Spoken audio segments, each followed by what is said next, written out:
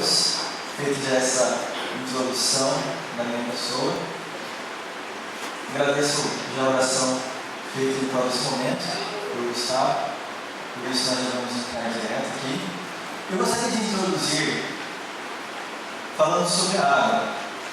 O nosso tema principal é fazer uma explanação da pessoa do Espírito Santo na nossa vida, mas pegando os símbolos que a Bíblia emprega sobre essa pessoa da divindade.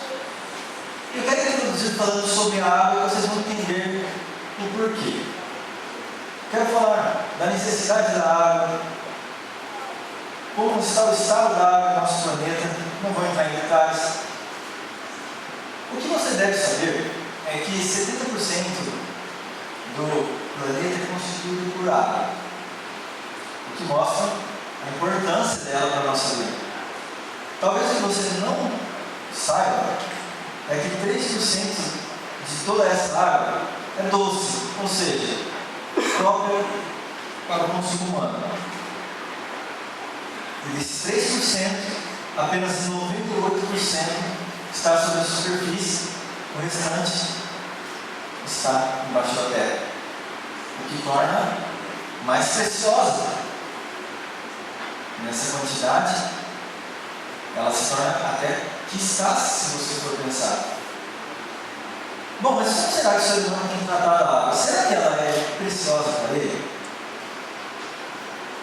Aqui, Carlos Tucci, eu peguei uma reportagem na internet, falando sobre água, ele disse uma frase que eu destaquei. A parte mais sensível do ser humano é o bolso. Então o cidadão ele vai pensar 2 vezes antes de gastar água. Porque ele está falando sobre a taxa extra do consumo de água. E eu fiquei pensando, ao ele dizer que a parte mais sensível do ser humano é o bolso, e as pessoas pensariam 2 vezes antes de gastar água, eu pensei, mas não deveria ser assim. Porque se falta água, nós vamos beber dinheiro. Não tem como você beber o que tem no seu bolso. Logo, isso está errado. A água deveria ser o bem mais precioso para nós. Só pelo fato da água estar acabando já deveria ser um ponto importante para que a gente a economizasse. Mas aqui ele disse ao contrário. E ele falou uma verdade. Por incrível que pareça, a água não é um bem mais precioso. Sabe por quê? Porque os tempos mudaram. Antes, quando não tinha a cantareira, por volta de 1865, a água era extraída diretamente do rio. E era um trabalho muito árduo, porque você tinha que ir até lá, recolher baldes, e com aquele pouquinho de água você se virava. No caso, se você lavar a louça, era aquilo lá. Não deixava a torneira aberta para que a água vá embora. Se você ia dar banho no fininho, tomar banho, naquela época eles não lavar as bicicletas, porque era realmente algo escasso, era realmente algo precioso. E então, com a comodidade da vida moderna, criou-se a necessidade de água encanada. É óbvio, e não é uma crítica, é só apenas a constatação de um fato. E a São Paulo, como a oitava maior aglomeração do mundo, com 20 milhões de habitantes, só para você ter uma noção dessa aglomeração, o Vale do Paraíba, com 2 milhões 406.735 milhões de habitantes, veja só, num território maior, não chega nem pouco mais de 2%. Campinas, 1.144.862 milhões de habitantes. Então você percebe que São Paulo tem essa necessidade de que a água venha de forma encanada. E isso faz com que ela perca o seu valor, porque abril está lá. Desde que a criança é criança, e ela vai crescendo, ela aprende que a água está ali na torneira. Da mesma forma que ela aprende que o seu dinheiro, se você colocou o cartão ali no banco e sai dinheiro, ela não dá valor para o esforço. E ela perde o valor da água. Coisa. Agora, por que eu estou introduzindo isso? É porque a Bíblia ela vai usar um símbolo importante. Ela vai usar o símbolo da água aplicado ao nosso tema, a pessoa do Espírito. Eu quero abrir com vocês nas Sagradas Escrituras, no Ezequiel 47, para fazermos então assim um estudo das Sagradas Escrituras.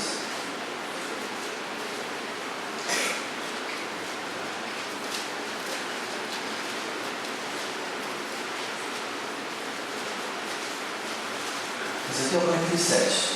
Nós vamos ver os seguintes versos. Verso 1, verso 7, verso 9 e verso 12. Você achou?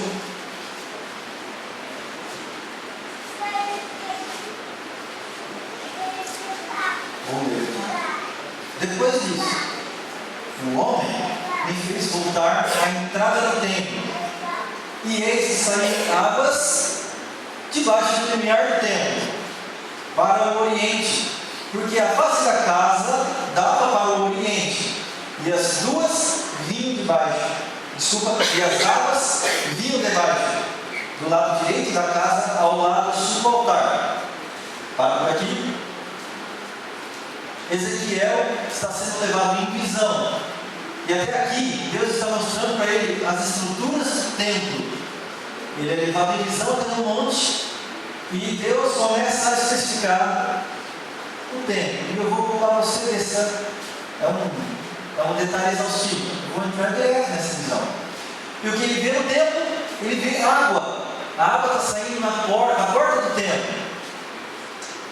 Vamos continuar a leitura e vamos perceber que tipo de água é essa, o que essa água faz. Verso 7. Tendo eu voltado, eis que, à margem do rio, havia grande abundância de árvores, de um e de outro lado. Novamente, volte para mim. É natural. Todo rio tem em suas margens árvores. Não há nenhuma surpresa e não haveria necessidade de eu destacar esse ponto. Mas acontece que há necessidade, vocês vão ver à medida que leremos. O fato desse rio, por onde ele passa, cresce árvores. Interessante. Agora vamos comigo ler o verso 9.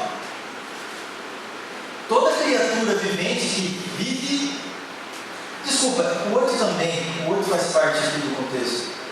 Então ele me disse: essas águas saem para a região oriental e descem a campina e entram no Mar Morto, cujas águas ficam saudáveis. Toda criatura vivente que vive em enxame viverá por onde quer que passe esse rio. E haverá muitíssimo peixe aonde chegarem estas águas. Se tornarão saudáveis as águas do mar, e tudo viverá por onde quer que passe esse rio. É um rio diferente. Agora, não só cresce árvores, mas ele faz algo miraculoso. Ele pega um mar de alta concentração de sal, como o Mar Morto. E vocês sabem que o Mar Morto, ele não tem vida, devido à sua concentração de sal. Mas quando esse rio ele entra no Mar Morto, olha o que acontece. O Mar Morto ele se torna saudável, ou seja, é possível agora ter vida. E tanto é possível que a visão deixa bem claro que ele viu um monte de peixes. E por onde esse rio passe, ou por onde esse rio passar, as coisas vão viver, as pessoas vão viver. E aqui eu quero falar com as crianças. Quem tem um peixinho? Ou já teve um peixinho de estimação? Legal. Já pensou se o seu peixinho querido morre? Aí você chega com o seu papai e fala assim: papai, olha, como que é o nome do peixinho? Como que é o nome do seu peixinho? Não é Nemo, né? Não. O peixe, não. Como? Douradinho. Agora o papai chorando: Douradinho morreu. Faz alguma coisa. Criança às vezes faz uns pedidos difíceis para os pais. Faz alguma coisa, pai. O que eu vou fazer? Eu vou comprar outro? Não, mas eu gosto do douradinho. Eu gosto desse peixe. Aí ele tem uma ideia: ah, filho, eu sei de um rio que se você jogar o seu peixe, ele vai voltar a viver. Aí você vai ficar todo feliz. Aí você confia no seu pai. Aí ele fala: onde fica esse rio? verdade? Por esse fato, essa descrição parece tanto quanto tão simbólica que nem é real. E algumas pessoas vão dizer que a Bíblia ela é um livro assim, que você entende como você quer. Aqui é tudo espiritual. Algumas pessoas entendem assim. Você lê, não é real. E você faz a sua interpretação. Sabe que existe um problema quando a gente faz isso? A Bíblia se torna um livro que depende da sua imaginação para ter significado. Ela não tem mais uma verdade. Se você começa a pensar assim. E muitas pessoas pensam assim. E eu também quero ajudar você nessa noite a entender como interpretar melhor a Bíblia. Nós vamos interpretar esse livro e vocês vão ver que esse livro, viu? Esse livro existe. O seu peixinho, se você jogar nele, ele vai viver mesmo. Mas aguarde, nós vamos chegar lá. Você me acompanha no verso 10, desculpa, já no verso 12, me acompanha até lá. Olha o que mais esse rio faz. Junto ao rio, as ribanceiras, de um outro lado, nascerá toda sorte de árvore que dá fruto para se comer. E não se murchará a sua folha. E nem... Perdi a leitura?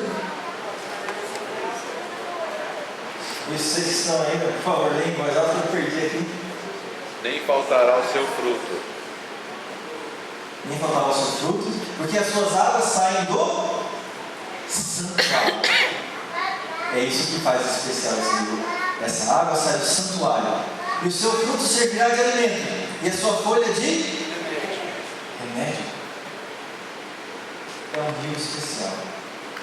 Se eu estivesse falando para alguma pessoa doente e das mais diversas doenças, uma pessoa doente com a sua alma, com o seu físico, com o seu emocional, sabe que esse rio ele sai do santuário para ajudar você.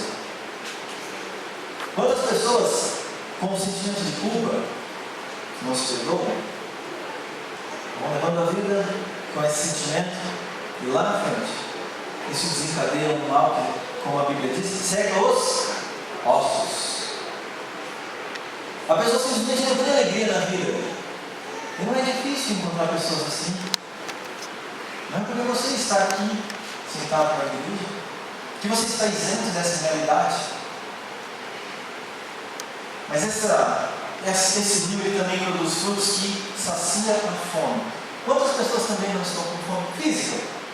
Não é verdade. Mas quantas pessoas também não estão com fome de justiça? Querem fazer o certo.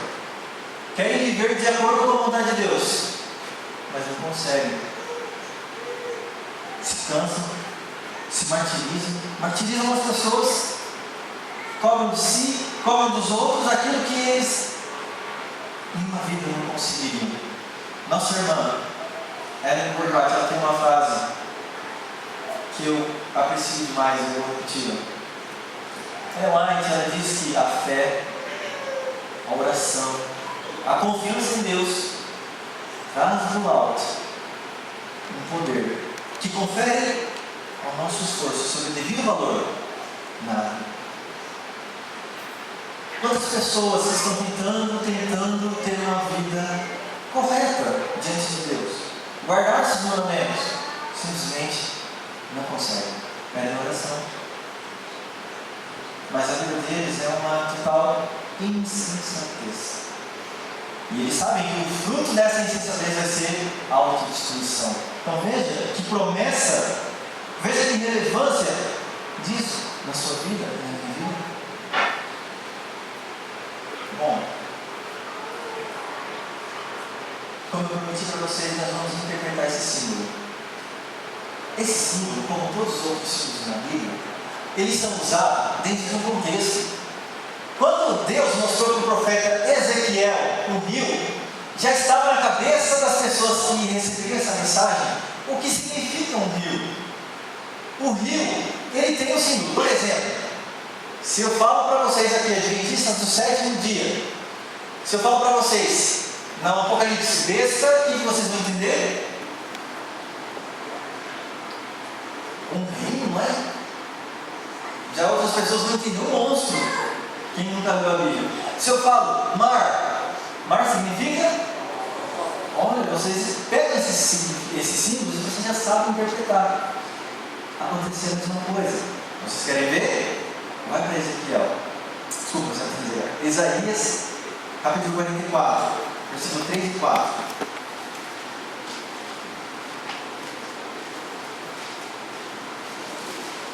O profeta Isaías ele escreveu anterior a Ezequiel.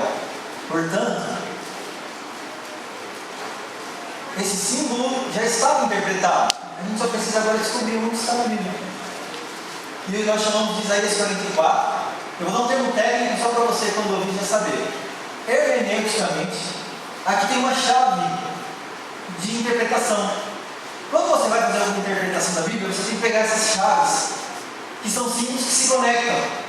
E esses dois textos estão conectados. Vamos ler? Porque derramarei, diz o Senhor, derramarei água sobre o sedento e torrentes sobre a terra seca. Derramarei o meu Espírito sobre tua posteridade e a minha bênção sobre os teus descendentes. E brotarão como erva e como salgueiros junto a correntes de águas. O Espírito Santo, portanto, o Espírito de Deus, ele é representado por correntes de água. E isso é óbvio, porque naquela sociedade, para você construir uma cidade, a primeira coisa que você precisava de um rio. Não existia, e nem hoje, na verdade, não existe condições de uma cidade sem um rio. Eu tentar imaginar como seria São Paulo. 20 milhões de pessoas sem água. Seria uma... pior que uma guerra, na verdade. Pior do que uma guerra. Aí agora então a gente pega esse símbolo e aplica ao seu dom. É um dom. E esse dom é uma promessa para quando o Messias viesse. Nós chamamos de promessa messiânica. Porque quando o Messias, que nós conhecemos por Jesus Cristo, viesse, esse rio, que faz tudo isso que eu já falei para vocês, ele seria dado de forma abundante. Ninguém mais precisaria ter fome, ninguém mais precisaria ter mente, ninguém mais precisaria carregar os seus pecados. E vamos ver se eu estou certo, ou vamos ver se eu estou interpretando da minha própria cabeça. Para isso, eu quero levar você para João capítulo 7, versículo 38 e 39.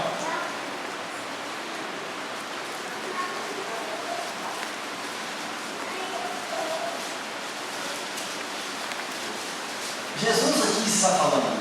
O mestre dos mestres vai falar como ele entende as escrituras para você.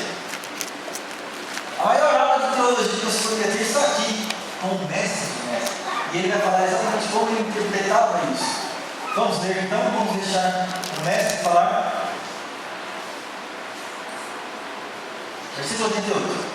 Quem crê em mim, como diz a escritura, do seu interior fluirão rios de água viva. Aí João, como se não bastasse, João vem, pega isso e interpreta, no verso 39. Ele diz: isto ele quis dizer com respeito ao Espírito que haviam de receber os que nele crescem, pois o Espírito até aquele momento não fora dado, porque Jesus ainda não havia sido glorificado. Isso significa, meu querido irmão, se Jesus Cristo não tivesse morrido por você e por mim, esse rio não seria dado. O santuário, as portas do santuário celestial estariam fechadas para a terra. E sem rio, me responda: como produzir árvores? Como produzir? Como beber água? Como matar a sede? A nossa vida estaria fadada à eterna desgraça, no sentido de falta de graça. Então esse é um dom que o Messias nos dá abundantemente. E eu pergunto para você: você tem utilizado este dom? Ou você simplesmente tem esquecido deste dom? O que você tem buscado na sua vida? Mas vamos continuar a estudar a Bíblia e falar mais sobre o Espírito e a sua obra. Eu quero levar você agora para Tito, capítulo 3, versículo 5. E você vai perceber agora, sabe o quê? Que ele vai utilizar o Espírito, sinônimo de água, novamente. Só que agora com uma outra função, uma outra aplicação na nossa vida. Tito, lá próximo do Apocalipse, capítulo 3, versículo 5.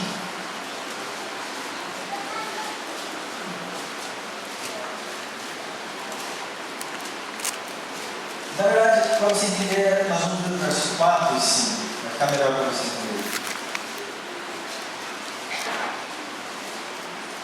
Vamos ler? Quando se manifestou a benignidade de Deus, nosso Salvador, e o seu amor para com todos, não por obras de justiça praticadas por nós, mas segundo a sua misericórdia, Ele nos salvou mediante o lavar regenerador e renovador do Espírito Santo. O Espírito é uma água. Desculpa, é um símbolo, obviamente. Ele é representado por uma água, porque ele lava as pessoas.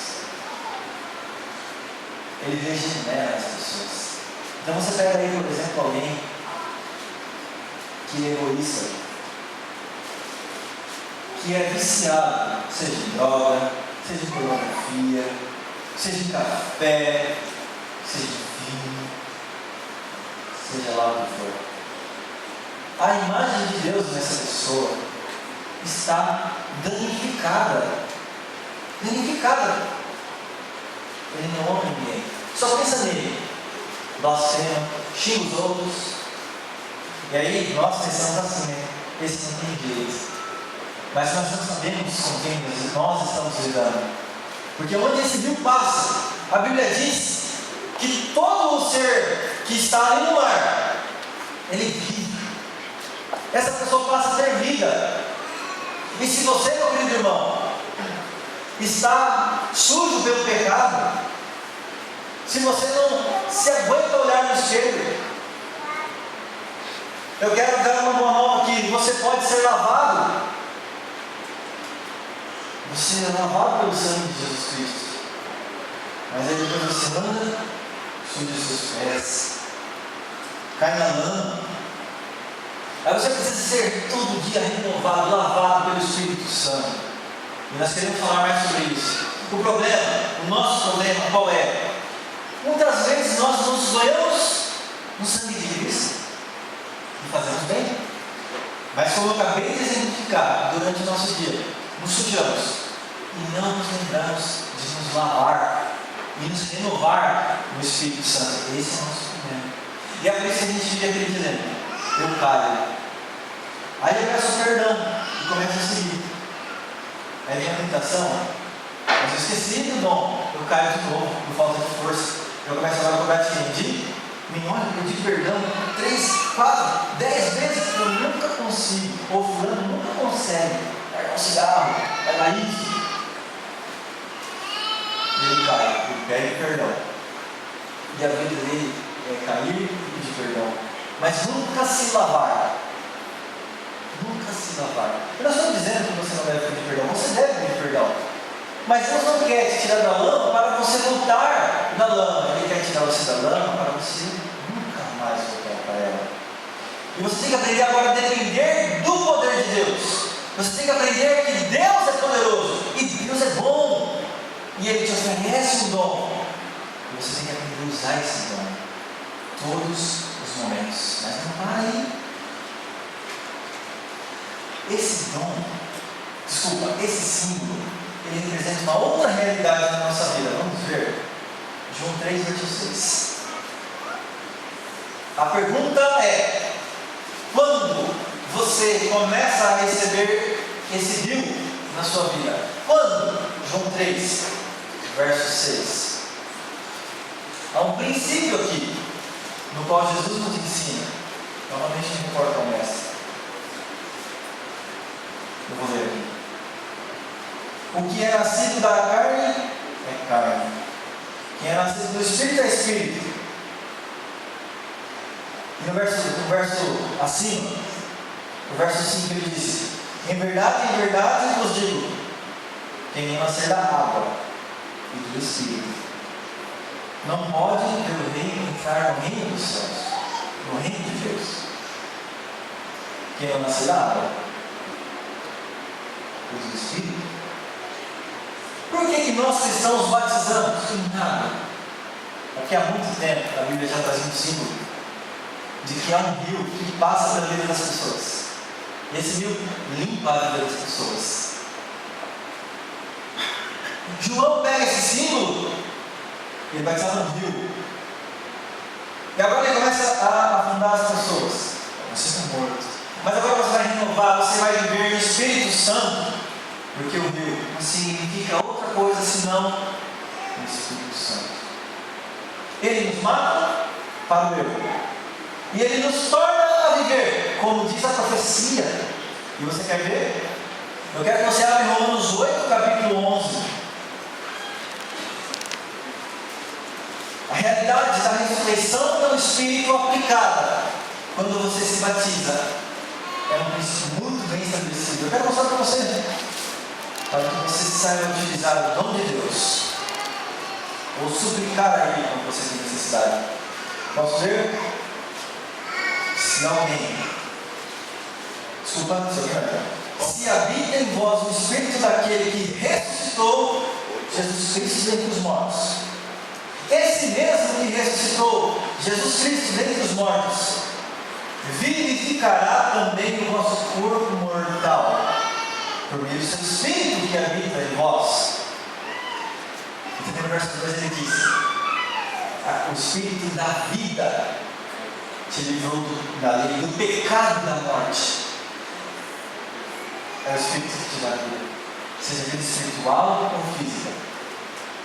Você tem que entender que você não consegue viver sem a presença ou a pessoa do Espírito Santo.